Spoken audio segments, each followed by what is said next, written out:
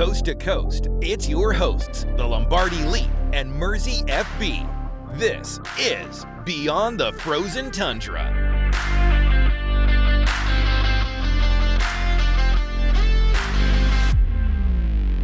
Hello, everybody. Welcome to the show. I'm your host, the Lombardi Leap, here with Mersey FB. Just wanted to give you a little heads up that this episode was recorded before the Micah Parsons trade. Micah Parsons was traded to the Green Bay Packers for Kenny Clark and 2 first-round picks. We did address that in the previous episode where we talk about how it was going to impact the Detroit game here.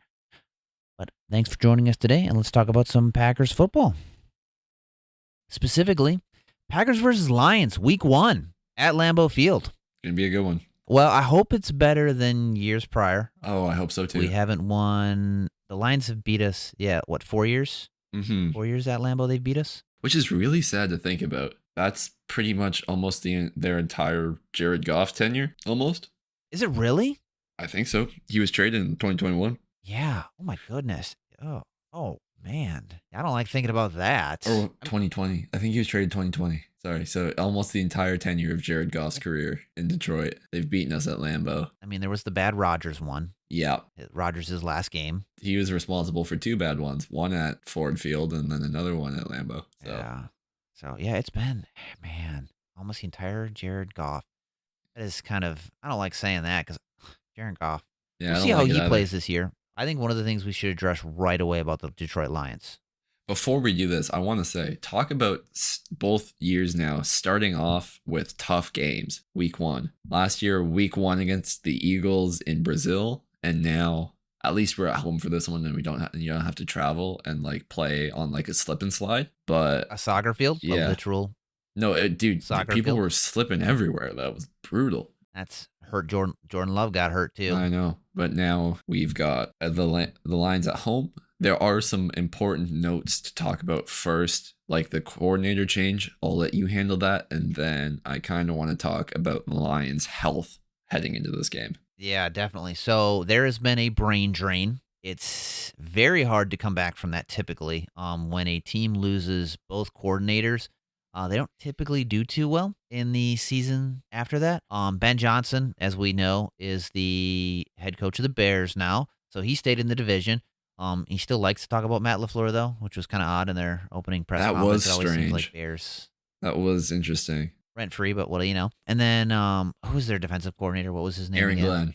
He went to the Jets. Aaron Glenn, yeah. Aaron Glenn, now the coach of the Jets. We just saw them, obviously, Week 1 of the preseason game.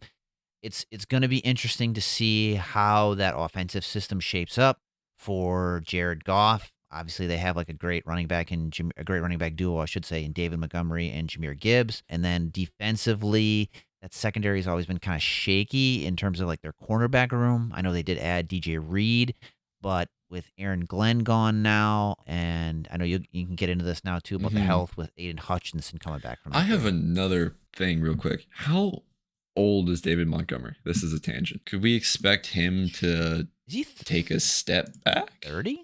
28. He's 28. How old is Dave? 20? 28? Maybe. I mean, I wouldn't put him on, he's not anywhere near Josh Jacobs' tier. No.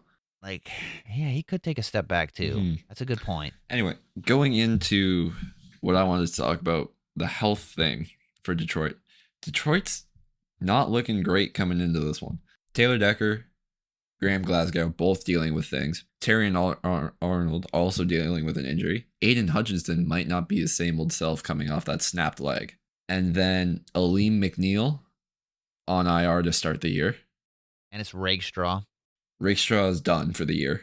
So, and Dan Jackson's on IR for them as well.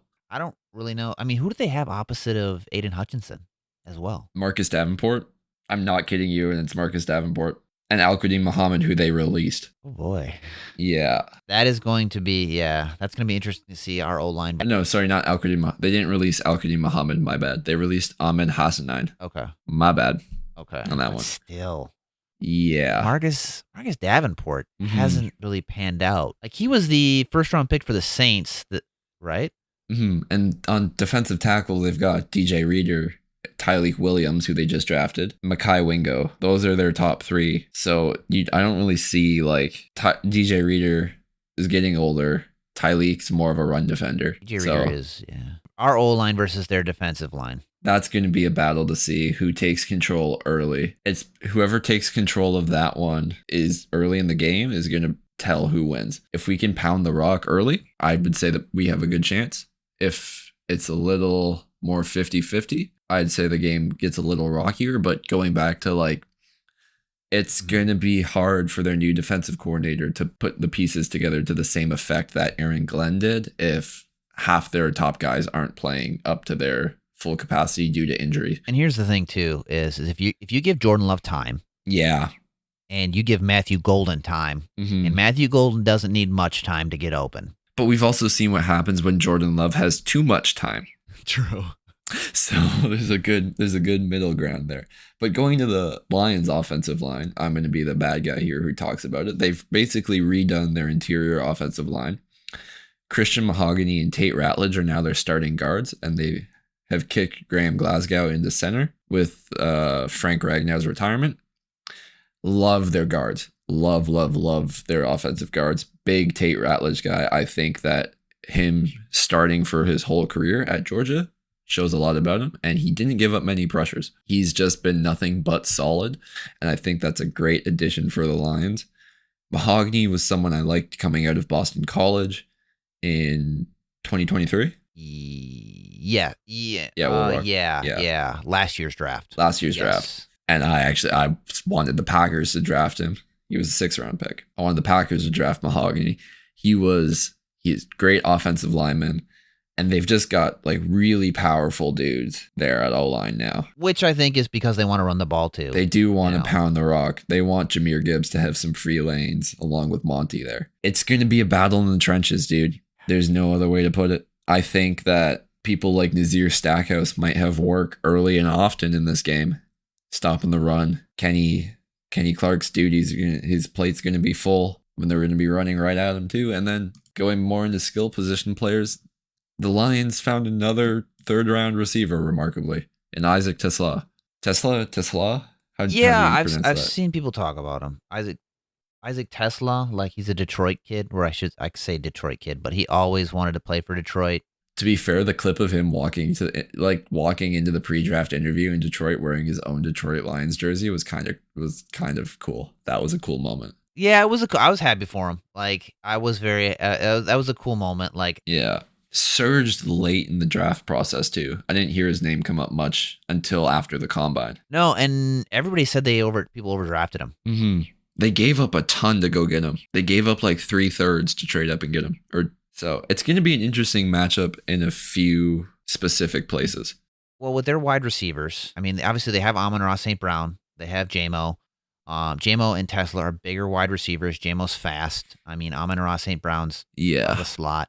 Like my biggest concern is these bigger wide receivers against like Valentine's not that big, tall but not big. Keyshawn Nixon small, not that big. Hobbs is good. Oh no, Hobbs is a bigger slot. Yeah. So I think he is bigger. He is 6 foot. So hopefully he's healthy. Like I do hope he's healthy for that. That's kind of my biggest concern. Nate Hobbs is 6'1", 195. Oh, okay. So that does help. That makes me feel a little bit better. Even though he is injured right now. Yeah, well, he'll be back by week 1, right? That's what he had the procedure for. Yeah, that is why he had this hurt. Yeah. So their cornerback room their wide receiver room versus our cornerback room. I'm kind of worried about the middle of the field. Like, yes. And they also have Sam Laporta too as their tight end. Yes. So you can't forget about him. And then, but they don't have like a chess grandmaster at offensive coordinator anymore. So it's going to be interesting to see. They don't. Remind me who their offensive coordinator is again. John Morton. Coordinated like a notoriously awful Jets offense once upon a time, right? John Morton was the passing game coordinator for the Denver Broncos. Okay. Yeah, that's pretty much all he's really. He was at San Francisco wide receivers coach, New Orleans Saints wide receivers coach. Oh yeah, he was the offensive coordinator for the Jets in 2017, where they were astronomically bad. Yeah. So bad to the fact where they could get the 2018 first overall pick and take Darnold, if I'm not mistaken. Yeah. That would So be how bad they were. And he only yeah. lasted 1 year there. So, hmm and then he went to Oakland or Las Vegas. Yeah. He was a senior offensive He's assistant. bounced around the league, which credit for him. Seems hard to get rid of poor Yeah, he's coordinators stuck. sometimes. He's stuck, but I mean, it's also like, what can you do when you have like the Avengers around you, like in Philly sometimes? So, and San Fran.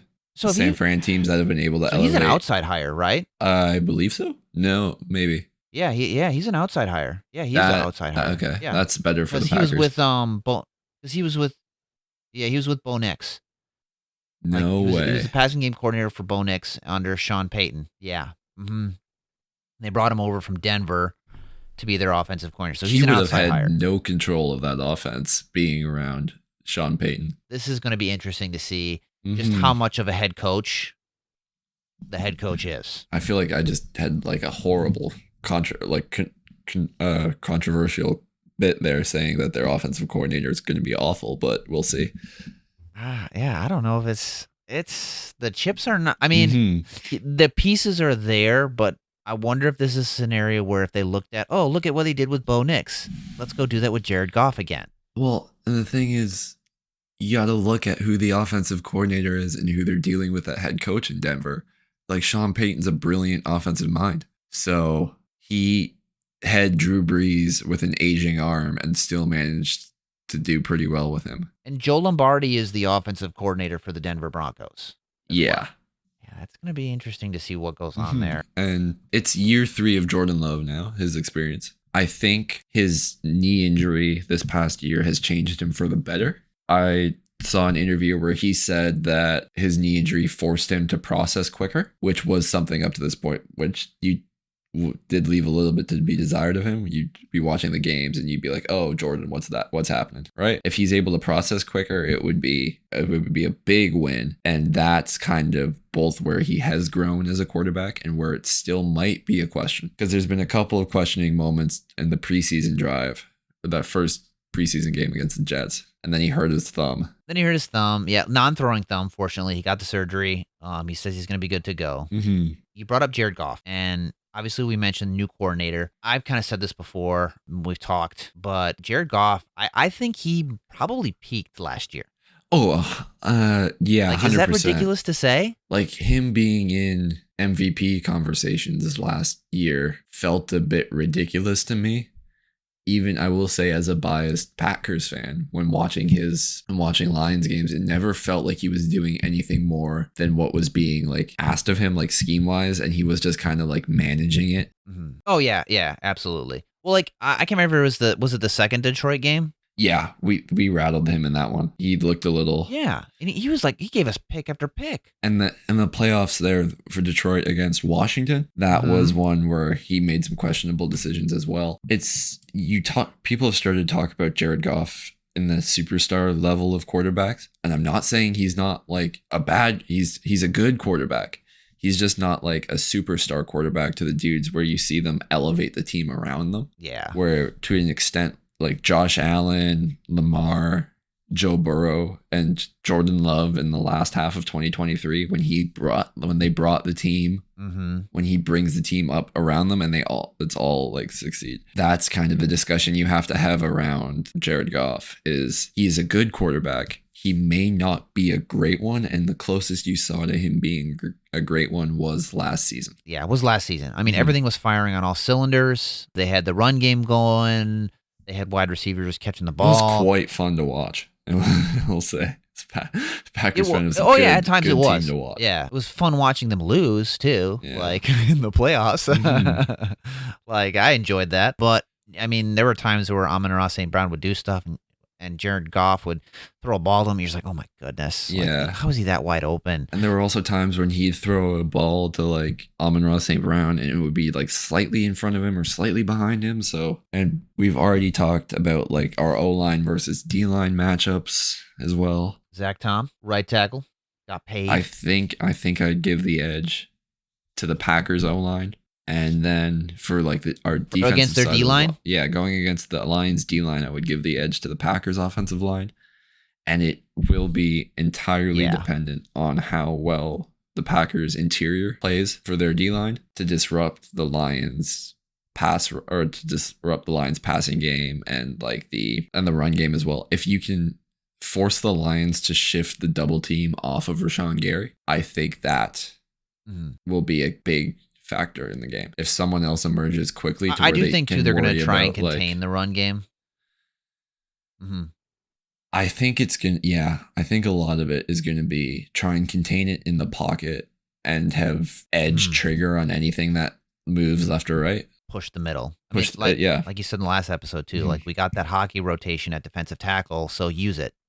Yeah, it's going to be like they can't do that on their offensive line. No. Use that hockey rotation. It's going to be move the line backwards and have Quay and Edgerrin Cooper trigger on anything that's moving left or right. I think that's going to kind of be the game plan, and then hopefully the secondary survives. But when looking at like the Detroit secondary, you've got Kirby Joseph, Brian Branch, great, DJ Reed getting up there in age, so he might not be the same DJ Reed that he was years prior. Terrion Arnold, I think he is, right? Yeah.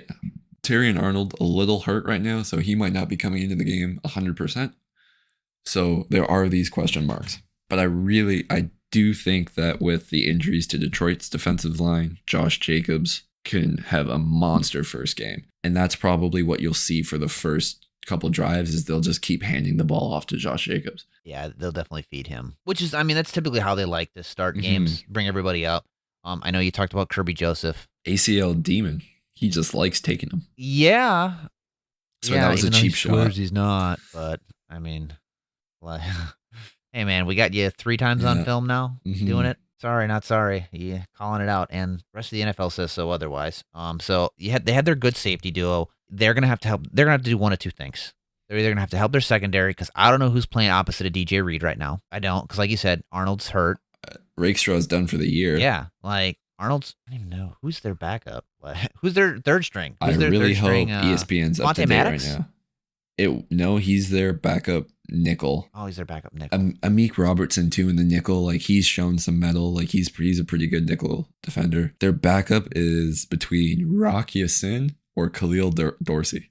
That's the third string. Oh, so my guess is, this is just what I'm kind of thinking here. DJ Reed. Who do you think DJ Reed goes on? Does he go on Golden or does he go on Dobbs?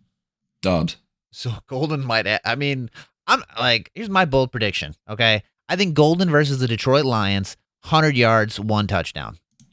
That's what I'm gonna say. I would agree with you there. I think that DJ Reed would be able to match up better against Romeo Dobbs. Having him match up against Matthew Golden feels like a bit of a fool's errand because I feel like Matthew Golden's just too fast. I don't think it's unreasonable to say 100 yards, 1 touchdown. Not unreasonable, no. For Matthew Golden in his green and gold debut. Man, that would be awesome. That would be so fun. Which means and that's my thing too is like when you have that glaring need at corner. It's real familiar, isn't it? For the safety. I know, right? Speaking of corners, would you say that our just looking at our cornerback room, just looking at their cornerback room, I'm not talking about the safeties, I'm not talking about the linebacker room. Whose cornerback room would you say is better right now, given the injuries in Detroit? Ours or theirs? Depends on how much you like Keyshawn Nixon. I've been a hater, just because I can be. I don't think he's that good. He's average. I think he's an average corner. I'd say they're about equal, maybe, because... Okay. I like Hobbs, though. I do like Hobbs. It's no one yet to me, except for Carrington Valentine, in the on moment has shown that they have, the it factor at corner. True. And that's kind of... I wouldn't put... When DJ Reed is, healthy DJ Reed, there is nobody on the Packers who is equal to him. But, I think Nate Hobbs... But he is older DJ Reed. It is older DJ Reed. But I think, Nate Hobbs and Terrion Arnold are around the same caliber. Carrington Valentine's up there, too. So, it really depends. Apparently, the Packers front office loves their corner room. So... Yeah, I guess we'll see when the waiver hits. Yeah. At the time they're recording this, it's just after the 53 got released here, so we're taking a look a little bit ahead of time. Okay, let me do this then. Who would you rather take, DJ Reed or Keyshawn Nixon? DJ Reed. Understandable. I could agree with that. Would you rather take Nate Hobbs or DJ Reed? I'd take Nate Hobbs. Oh yeah, no, I would too. I'd see I that. would. Yeah, I would definitely take Nate Hobbs. Carrington Valentine or DJ Reed? Valentine because he's taller. I think that's close. That's close, but I'd still maybe go Yeah, Valentine. I think Valentine's a little bit more athletic. And then we have Bullard in the nickel as well, who hopefully has improved from last season as a nickel defender. He can do all the run game stuff very well from the nickel. It's the coverage that's going to be Great at the line of scrimmage. a little tricky. But hopefully, like Evan Williams or X could help him over the top. Like there is those things as well. And I think that safety duo is pretty on par with Detroit's. I mean, if I'm a biased homer, I'm a biased homer, but I think X is better than both their safeties. X is better than both their safeties, but I think Brian Branch is levels above Evan Williams. 100%. Yeah, So, I can agree with that. X is like the I can best. definitely agree with that. Brian Branch, Kirby, Evan. Like, I don't know. Like, that's how I would break it down. Yeah. So I think the safety room is pretty on par. Is I guess pretty equal there. The cornerback room, I'll probably get flamed for this in the comments or something like that. But I think that I would give our cornerback room a slight edge. I do think that I give us the slight edge. I give us the slight edge at corner. I like our linebacker room better than their linebacker room, to be fair, too. So I do like our linebacker room better than ours. So I give our linebacker room. I would say our linebacker room is better. Even though Alex Alonso. He's just a cool dude. I just like him. I can't believe he's still kicking around the league. And Jack in Campbell. 2025. I know, right? Like Jack Campbell, he's a solid pick, Yeah. but I mean, you could make the argument that like Jack Campbell is better than Quay. I can understand that. They don't have Malcolm Rodriguez either in the linebacker room. That's who I was forgetting this whole time. They don't have Malcolm Rodriguez either. He's out with an injury as well. Yeah. I think our linebacker room as a whole is better. I think Isaiah McDuffie is. I think eventually Isaiah McDuffie will get moved to linebacker 4, Hopefully. and Hopper will move to linebacker 3. But yeah, but I think the quality in the linebacker room compared to theirs, I think ours is better. Way better. And the reason is I say that is just because I think our linebacker room has a higher ceiling. That's true. We're still waiting in Quay he's year 4 for Quay. Yeah. We're still waiting for Quay on year 4 to reach his ceiling. Yeah, because next year's going to be year 5 for him. Yeah. Which, again, I think having Cooper, and we've talked about this a little, we hit on this a little bit last episode, but I think having Cooper and Quay together, it's going to be the best thing for Quay here moving forward, and that's Definitely. why I'm just going to I'll give our linebacker room the slight edge. Hopefully they can do enough to cover like the play action and Jameer Gibbs and Monty and them. So hopefully that I feel like it's a lot of what we're talking about here is like Band-Aid on a water hose type thing, where you're hoping it holds enough for like the offense to work. So just getting, and this kind of goes into like getting Goff off his spot. I like our defensive tackle room. Obviously, we didn't know that Kenny Clark was hurt all of last year with a massive foot injury. To me. That was a surprise to me, hearing that on like the media day at the end of the season, hearing that he had he talked about this at the start of training camp, right? Yeah.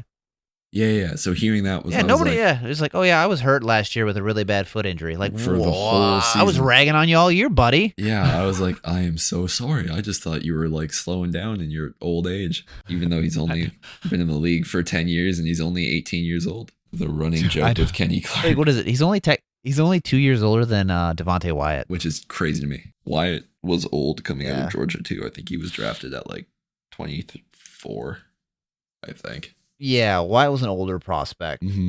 I like our defensive tackle room more than theirs. I have to echo that sentiment, obviously, too, right now, especially with Aleem McNeil being out. I do think, so I do think that's a fair thing. I mean, Tyleek Williams, I don't think is bad. I don't think he was like first round pick worthy, but I think he's good. No, absolutely. He was not. their first round pick, right? Yeah, I think he'll be solid. Yes. Who's he taking the second? Oh, Tate Ratledge. Right. Yeah. Tate Ratledge. So Tate Ratledge was their second. Tyleek was their first, and then Tesla was their third. Okay. When it comes to the edge room, I mean, man, this is going to be hit or miss.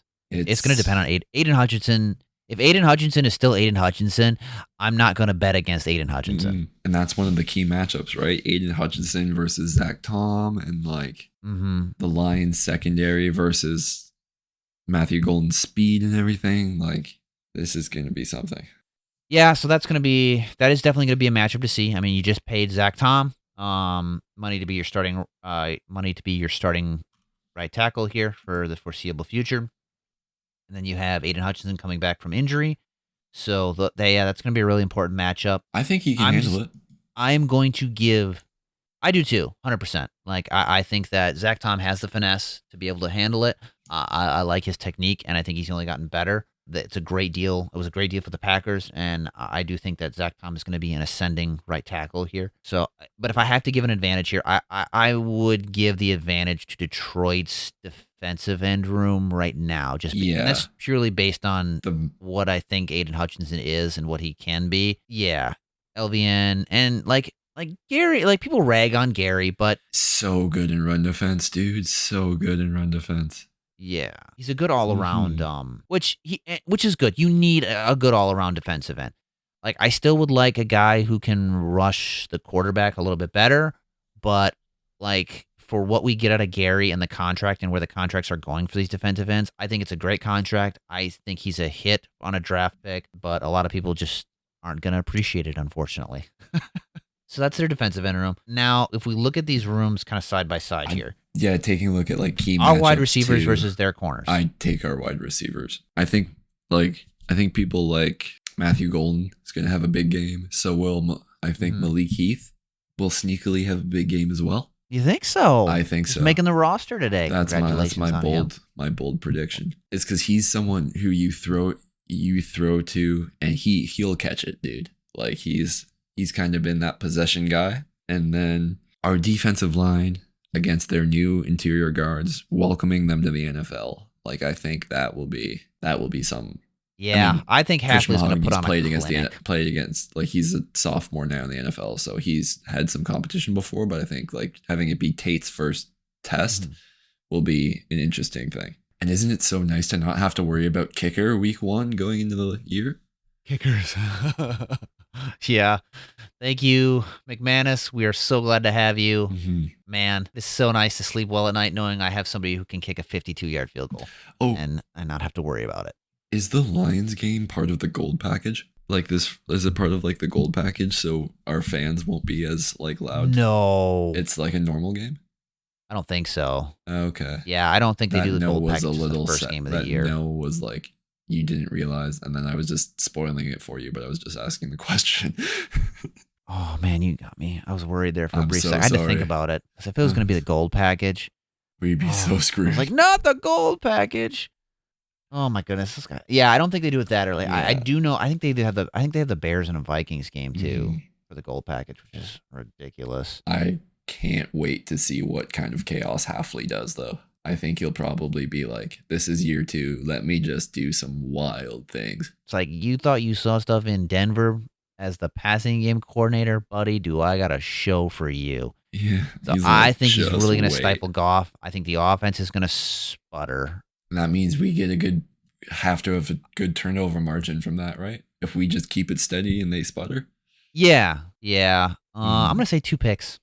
Yeah, I think Jared Goff has 2 picks. Yeah, I would say maybe 1 pick and then a couple forced fumbles as well, because we've been emphasizing punching that ball out. They do bring the hit stick.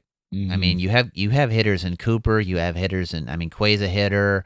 Obviously, like Hobbs is not afraid to come down and hit. Even through like training camp, they've been emphasizing punching the ball out, and they have the turnover alarm whenever they play in the defensive meetings whenever they see one. So the reason is I say 2 picks is because I think that if the Packers control the run game, which I do believe our offensive line will, that's going to force the Lions to have to pass more. So they'll have to get a little more pass happy. And I think they're going to want to get pass happy against this cornerback room that everybody is, like including myself, is skeptical of. Dude, who wouldn't? I mean, I would air raid it all day. Yeah. Oh, yeah. The Packers fan saying like, yeah, go to like, that doesn't mean they're going to ignore Jahmyr Gibbs. No, please ignore Jahmyr Gibbs. Please ignore him. I know.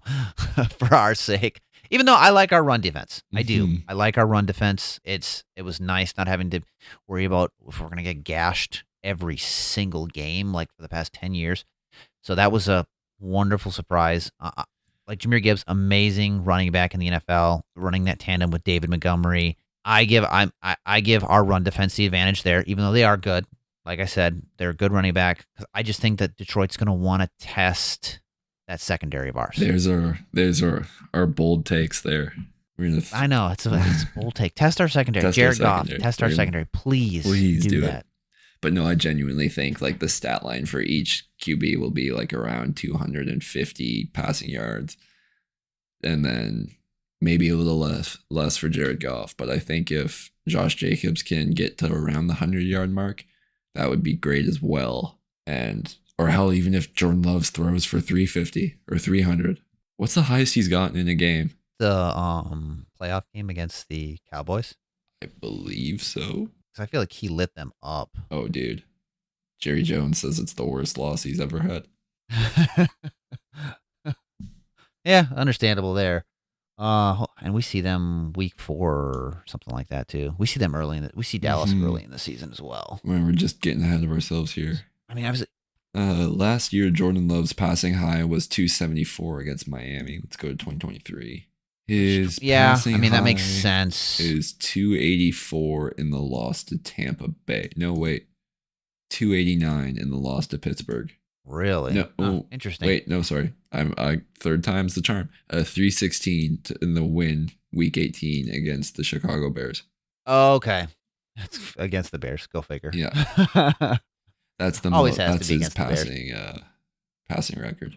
Yeah, Jordan Love, I mean, like you said, just to kind of rehash everything here. Jordan Love, I mean, him commanding the offense here. We're going into year 3 for him, coming back from the injury last year. I mean, the non-throwing hand. I like him saying that it's really going to help with him being more patient throwing the ball. I think that's going to be good. Our wide receiver, seeing our rookie wide receiver versus that secondary, and then O-line versus Aiden Hutchinson, having to stop him, giving Josh Jacob room to run. And then I definitely think 2 is our secondary versus their wide receiver room and getting Goff off his spot. Like really, like you said, push that offensive line, that interior offensive line especially, and just getting Goff to move and have to roll out and let the defensive ends or linebackers even clean him up. Oh, I agree 100% with that. You got to move him off his spot. And then you look at, I'm just going to say, I agree with all that. And then I want to move ahead to like what a win could mean for us as for the Packers, like big win over a team that you haven't won over a lot recently. And then it'll move towards the season 2, especially when you're heading right into Washington on a short week. And it kind of puts the rest of the NFC North on kind of like on hold that, hey, we're back. We're not winning just one game in this division again. Yeah, definitely. I mean, that's a big thing here. And starting off a win against the reigning NFC North champions, oh, dude, I think that's huge, like you said, and beating them at home, which you haven't beaten them at home in 4 years, and just setting that tempo of like, hey, like you may be a team that's known for punching people in the mouth. Well, guess what? We're the team that punches back harder now because that's who we are. And I think that'll take this team to the next level because they don't have an easy first couple of weeks here. Like they can't come out sluggish like they did against the Jets. They have to come out ready to play day one, play one, and say this is Lambeau Field, this is our home, and we're the ones who actually control the NFC North here. Yeah, talking about the start, I think that over the first, they have a bye week in week 5, which is unfortunate early bye. But I think we could start 3-1. 3-1, 4-0. I could see 4-0. The Washington and Detroit like games are kind of like realistically like toss-ups, but I think we handily beat Dallas and we handily beat Cleveland. Yeah, definitely. And then we kind of like Cincinnati is like, yeah, their passing offense is great. Yeah, that's about it. I mean, they did get Trey Hendrickson back, which is good for them, but that's secondary. I mean, almost kind of like a cakewalk through the middle of the schedule with like Arizona, Pittsburgh, Carolina. New York, and then it's hard to end the year. But like, I think winning this game against the Lions would be a good step in the right direction. Yeah, it's definitely going to be a tempo thing. Mm-hmm. And building on the momentum from the Seahawks game, and then just protecting your house kind of a thing. So what do you think the score is going to be? I think the score is going to be 34-27 in favor of the Packers. I'm not going to lie to you. I literally wrote it down. I was just going to say the exact same thing. Oh, boy. I wrote it down at the start. I didn't write it down. I just thought is. of it off the top of my head, so I'm sorry. That's funny. Yeah, that's my prediction too. And again, my bonus prediction is that Matthew Golden goes off for over 100 yards and a touchdown in his rookie debut. I said it would be a sneaky Malik Heath game, so we'll see what that means. I look forward to it. So that is all for today, folks. And like I said again, you can find us on Twitter. You can find me at X at the Lombardi Leap and at Mercy FB. And you can also find our podcast show at Packers BTFT Show. That's on X as well as YouTube. Thanks again, and until next time.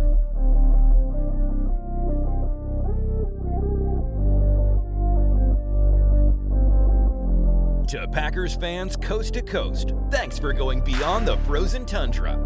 We appreciate you tuning in. And as always, go Pack Go!